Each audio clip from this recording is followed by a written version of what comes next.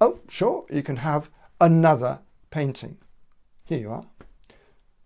This is by Henri de Toulouse-Lautrec. Bohemian Toulouse-Lautrec painting this rather captivating post-impressionist artwork to show tender and sensual love.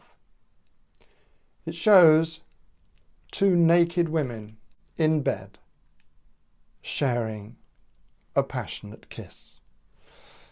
Can't see them going to the World Cup. And so this technique I'll put the painting here. If you find it pornographic, then I'm sorry. I'll put a warning at the beginning of this lecture. Anyway, the technique. I would like you to use your 5 senses. 5? Hearing, yeah. Seeing, yes. Touch, yeah. Taste and smell.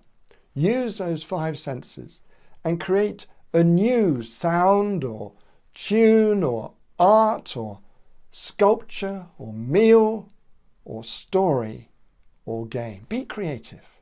Use your senses, create that, put something in the QA showing what you've created. Be inventive, be creative, let your inside out.